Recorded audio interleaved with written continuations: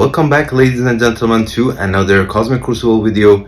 We are going to go over the new season rules and new defenses that we have set up. I'm gonna give my suggestions and you guys can decide which room with what defense team works best for you.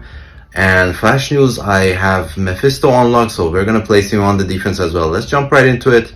We have room number 1, and I think similar to where in the previous seasons we had some crazy rooms, the rooms that were more significant than other rooms, and people would go crazy and put their best defenses there. This season is also not an exception, and we basically have this room 1, which is going to give extra 100% damage per vulnerable, and that's going to be crazy if it stacks up. So we want to place a team.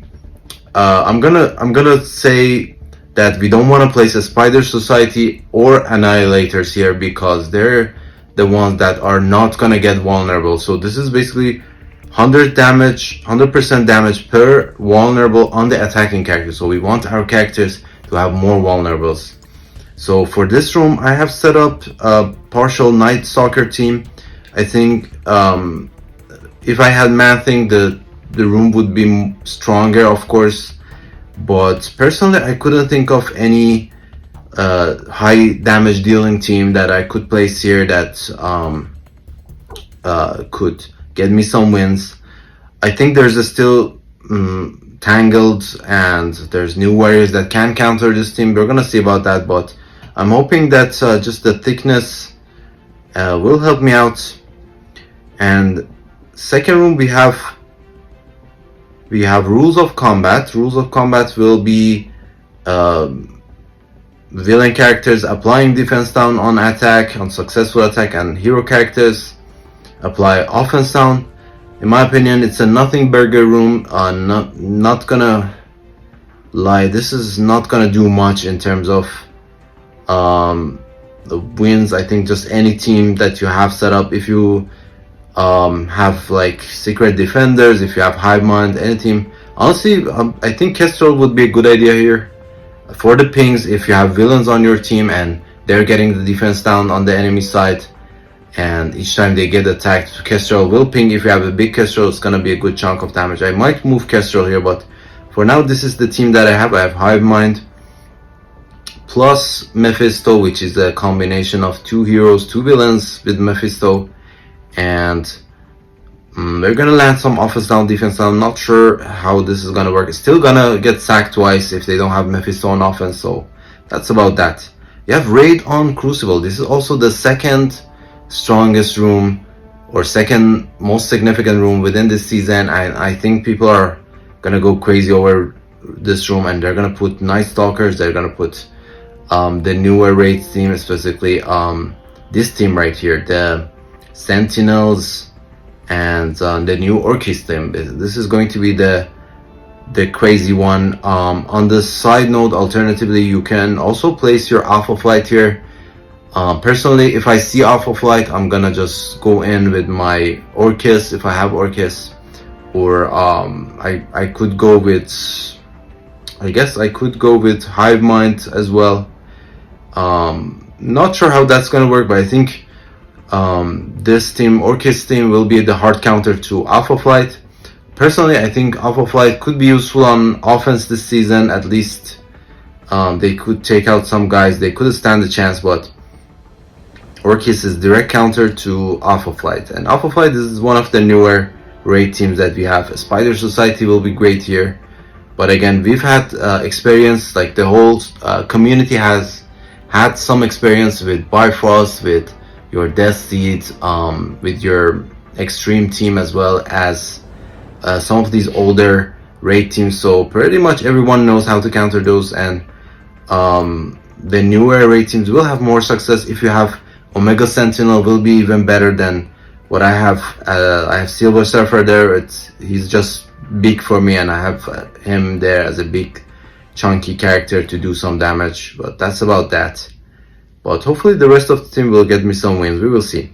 We have the blind room, flashbang room. This is going to Apply blind on any ultimate ability on primary target. So you want a team that do more ultimates so that you can land those blinds. If you do land those blinds, basically the speed will be reduced by 5%, and armor is nothing to brag about, but armor also gets reduced by 25%. Nothing too significant, but the speed can be crucial. It can change the match altogether when you have that sort of speed manipulation within it could throw off some of the normal counters that you have. So for this room, I have annihilators. I think this room can catch people by surprise. Now I'm not sure if this is the best team for this room. I think potentially Mephisto Hivemind could work here as well. Any team that you can put with Black Knight can work great as well, because Black Knight gets the immunity and taunt on spawn, and he's not gonna get blinded, so you're not gonna get your speed reduced by any means. But I have Gladiator, same thing, he has immunity and taunt, so we'll see how it works. So you want a team with immunity and safeguard and a bunch of health and resist, and this is what I put here. And we have Dormammu there for the revive. Full villain team. I'm not sure. Definitely we want to keep the 3-piece annihilator, but I'm not sure who to put in place of Dormammu. I think this is what I'm gonna try for first week, and we will see the results. Then we have Unholy Alliance. This is also a Nothing Burger room. It's unlimited X-Men count as Masters of Evil, and Masters of Evil count as unlimited X-Men. On defense, since Masters of Evil, they're not anything special, I think this is a good note to keep in mind, specifically for offense. Now I've gone over all their passives, and I think the one that shines amongst them is Titania's passive, which is going to give 50% health in Crucible, 50% extra health in Crucible to the rest of Masters of Evil allies. And if you have Titania with your extreme team, and you have like a taunter like Black Knight or Rogue there, could be potentially to your advantage, because they get so much extra health and they're gonna be harder to go down. I might actually try it myself, I'm not sure yet. Might move Black Knight out, might put Titania in place of Black Knight, I'm not sure, we will see. But this is what we have set up as of now. I think the fact that Black Knight is going to be there, they can't go in with Masters of Evil, because Masters of Evil rely on Disrupt and Ability Block on one person, on either Forge or Rogue. So this way we're going to neglect that, and they're going to have to straight go with Superior, and even then Superior might not be able to one-tap it due to Black Knight being so big. And for the last room, we have reduce healing, which is pretty significant, and we have on spawn get safeguard and immunity and defense up. And I have Spider Society here. I think this is a better room for these guys than actual raid room, because if they get immunity and they get safeguard, and they typically off the bat they get so many other buffs, they're gonna be unstoppable. You can't go in with Superior, you can't go in with New Warriors, you can't go in with anyone. I think the only way to do it is with Apocalypse, or maybe some combination of Ares and Old Man. But even then, I think this team stands like a crazy amount of chance. I think they're gonna wreck any team, and I have mine almost fully G19, so I'm gonna use them here for now. I think this is the way I want to do it. Definitely don't want to place them in room 1, and definitely don't want to place them in the raid room. I think those are the two rooms. I'm not going to use the Spider Society for now. I'm going to try it this way. I think potentially I might change up my extreme room. I might move Black Knight out, put Titania, or I'm not sure. May end up using Black Knight elsewhere. I could use Black Knight